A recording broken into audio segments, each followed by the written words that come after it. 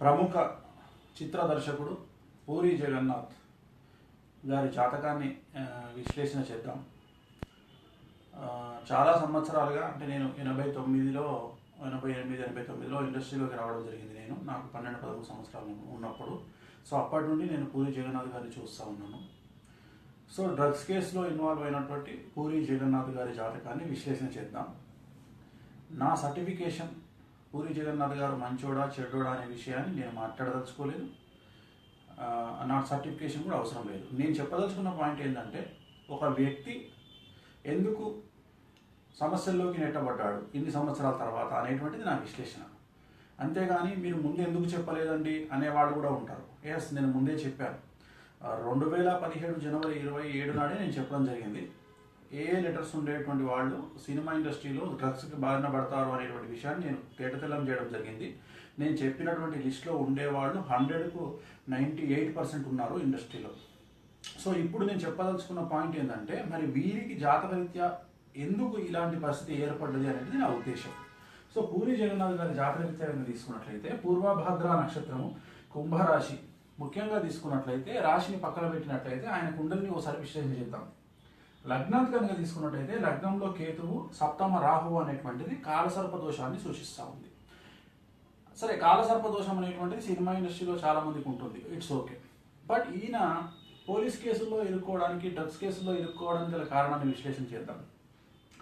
లగ్నాత్ కేతువు రాహువు పక్కన పెడితే వ్యయంలో సూర్యుడు, శుక్రుడు, బుధుడు. అంటే వ్యయంలో శుక్రుడు అనేటువంటిది వంశభ్రష్టత్వాన్ని సూచిస్తుంది. వంశభ్రష్టత్వం అంటే ఒక వంశానికి సంబంధించినటువంటి వ్యక్తి ఆ వంశము మీద ఒక మత్సని తీసుకురావడం అనేటువంటిది జాతకపరమైనటువంటి విశ్లేషణ. సో ఎప్పుడైతే పూరి జగన్నాథ్ గారు డ్రగ్స్ కేసులో ఇన్వాల్వ్ అయినారో ఆటోమేటిక్గా వాళ్ళ వంశం మీద ఈ యొక్క భ్రష్టత్వం అనేటువంటిది ఏర్పడుతుంది. అంటే వంశభ్రష్టత్వం అనేటువంటిది కన్ఫర్మ్ అయింది. మరి సూర్యుడు ఏం చేస్తాడయ్యా? సూర్యుడు ఏం చేస్తాడు అంటే, ముఖ్యంగా తనకు ఉన్నటువంటి పేరు ప్రఖ్యాతులన్నింటినీ కూడా ఒకేసారి నీచంలోకి తీసుకెళ్తాడు.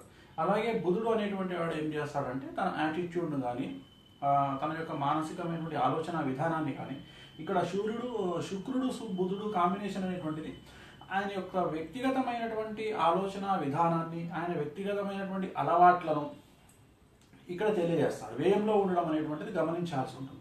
ఈ వ్యయంలో ఉన్నటువంటి వాళ్ళ వల్ల, అంటే వ్యయంలో ఉండేటువంటి శుక్రుడి వల్ల ఆయన అలవాట్లలో కొన్ని మార్పులు వచ్చేటువంటి అవకాశం ఉంది. సరే, ఒకసారి పక్కన పెడదాం. ఇంకొకటి, బుధుడు అనేటువంటి వాడు మానసికమైనటువంటి, అంటే నరాలకు సంబంధించి లేదా మైండ్కు సంబంధించినటువంటి వాడు. నాకు తెలిసినంత వరకు పూరి జగన్నాథ్ జాతకంలో 2012-13 ప్రాంతం నుండి కేతు మహార్దశ ప్రారంభమైంది. సో కేతు మహార్దశలో ఏం జరుగుతుంది? జనరల్గా తీసుకుంటే ఈయన తీసినటువంటి సినిమాలు అవ్వచ్చు, లేదా ఈయనకు సంబంధించిన ప్రాపర్టీస్ అన్ని కోల్పోవడం జరిగింది. అంటే ప్రత్యక్షంగా నాకు కొన్ని లింక్స్ ఉన్నాయి కాబట్టి సినిమా ఇండస్ట్రీలో నాకు తెలుసు. సో ఇక్కడ ఎప్పుడైతే ఈయన ప్రాపర్టీస్ పోయినప్పుడు మానసికమైనటువంటి డిప్రెషన్లోకి వెళ్ళడం జరిగింది. అది మామూలు డిప్రెషన్ కాదు, చాలా ఘోరమైనటువంటి డిప్రెషన్. కేతు మహార్దశలో అలాంటి సందర్భం జనరల్గా చాలామందికి ఏర్పడుతుంది. సో ఆ ఏర్పడినటువంటి సందర్భంలో ఈయన సరే వేరే వ్యాపకాల వైపు వెళ్ళి ఉండవచ్చును, అది వేరే విషయం. బట్ ఇక్కడ నేను అది అసందర్భం కాబట్టి నేను చెప్పదలుచుకోలేదు. అంటే మానసికంగా డిప్రెషన్లోకి వెళ్ళినటువంటి మనిషి తిరిగి మళ్ళీ పుంజుకుంటూ గత 2 సంవత్సరాల నుండి మళ్ళీ సినిమా ఫీల్డ్లోకి రావడం అనేటువంటిది గమనించాల్సి ఉంటుంది. సో ఇక్కడ నేను చెప్పదలుచుకున్న పాయింట్ ఏంటంటే, పూరి జగన్నాథ్ గారి జాతకరీత్యా ఉండేటువంటి గ్రహాల ప్రభావం వల్ల ఆయన పోలీస్ కేసులో ఇరుక్కోవడం జరిగింది. ఆయన డ్రగ్స్ వాడడం లేదా అనేటువంటి సర్టిఫికేషన్ నేను ఇవ్వను.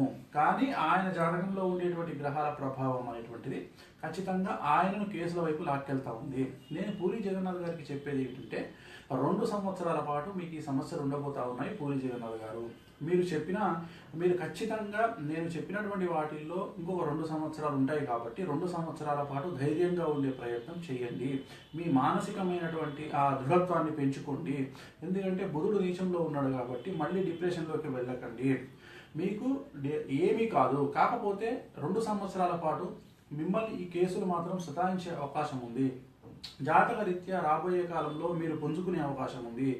ఇది ఏదైతే మీ మీద మచ్చబడిందో ఈ మచ్చను ఇది ఒక మీకు గుణపాఠంగా మారి మిమ్మల్ని ఒక కొత్త పూరి జగన్నాథ్గా జనాలకి పరిచయం చేయడం కోసమే ఇలాంటి సంఘటనలు జరుగుతూ ఉన్నాయి.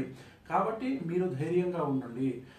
ఖచ్చితంగా 2019 తర్వాత మీ నుండి చాలా పెద్ద పెద్ద సినిమాలు, సమాజానికి ఉపయోగపడే సినిమాలు ఖచ్చితంగా వస్తాయి. మీలో ఒక పెద్ద మార్పు అనేటువంటిది ఈ సంఘటన తీసుకురాబోతుంది. విచిత్రమైన విషయం ఏమిటంటే ఈ అసలు ఈ డ్రగ్స్ కేసులో ఇన్వాల్వ్ అయిన వాళ్ళు, నోటీసులు అందుకున్న వాళ్ళు అందరూ కూడా చాలా విచిత్రంగా ఇంచుమించు 90% తులారాశి జాతకులు. తులారాశి జాతకుల్లో ప్రస్తుతం సెప్టెంబర్ 9వ తేదీ వరకు వ్యయంలో గురువు ఉన్నాడు. ఎప్పుడైతే వ్యయంలో గురువు ఉంటాడో ఖచ్చితంగా వాళ్ళ జాతకంలో ఏదో ఒక సమస్య, డబ్బు రూపంలో కానీ, ప్రాణం రూపంలో కానీ, లేదా ఇలాంటి పోలీస్ కేసుల రూపంలో కానీ ఏదో పెద్ద సంఘటన వాళ్ళ జీవితాన్ని మలుపు తిప్పే సంఘటన జరుగుతుంది. సో ఇదే విషయంగా చార్మి గారి జాతకాన్ని విశ్లేషించినట్టయితే పూర్వాషాఢ నక్షత్రము, ధనుస్సు రాశి ఏలినాటిషన్లో ఉన్నారు, జన్మశనిలో ఉన్నారు. దాంట్లో భాగంగా ఆమె జాతకంలో వ్యయస్థానంలో గురు చండాల యోగం ఉంది. వ్యయస్థానంలో గురువు రాహువు కలిసి ఉన్నటువంటి గురు చండాల యోగం ఉంది. అలాగే లగ్నాత్ శుక్రుడు ఉన్నాడు. కాబట్టి ఆమె జాతకంలో కూడా అంటే సేమ్ పరిస్థితి గోచరిస్తూ ఉంది. ఇక మిగిలినటువంటి జాతకాలు చిన్న కానీ, తరుణ్ కానీ, తనీష్ కానీ వీళ్ళందరూ కూడా నాకు తెలిసినంత వరకు తులారాశి జాతకులు. సో తులారాశి జాతకంలో ఒక వైబ్రేషన్ కనిపిస్తూ ఉంది. జూలై 24 నుండి ఒక వైబ్రేషన్ కనిపిస్తూ ఉంది. అంటే గురువు యొక్క కాలు తీసి తులాలోకి వేయబోతా ఉన్నాడు. కాబట్టి వ్యయంలో తులారాశికి సంబంధించి వ్యయంలో ఉన్నాడు కాబట్టి గురువు ఖచ్చితంగా మేజర్ ఇన్సిడెంట్ జరిగే అవకాశం ఉంది. సెప్టెంబర్ 9వ తేదీ వరకు ఖచ్చితంగా తులారాశి జాతకులకు ఏదైనా ఒక ఇన్సిడెంట్ జరిగే అవకాశం ఉంది. కాబట్టి జాగ్రత్తగా ఉండండి. సెప్టెంబర్ 9 తర్వాత మీ జాతకంలో విశేషమైనటువంటి మార్పులు వస్తాయి. చాలా అనుకూలంగా ఉంటుంది.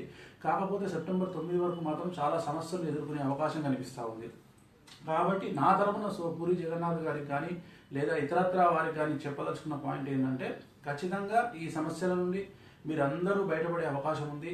కారణం ఏమిటంటే మీకు ఉండేటువంటి జాతక రీత్యా ఖచ్చితంగా అందరికీ ఏదో ఒక సమస్య కనిపిస్తూ ఉంది. వీళ్ళందరికీ కూడా నేను ఆల్రెడీ చాలా జాతకాలు చూసి ఉన్నాను కాబట్టి ఏదో ఒక సమస్య కనిపిస్తూ ఉంది. కాబట్టి ఖచ్చితంగా మీకు సమస్యల నుండి బయటపడే అవకాశం ఉంది. కాకపోతే ఇది మీ పైన ఒక మచ్చలాగా ఉండిపోయే అవకాశం మాత్రం కనిపిస్తూ ఉంది.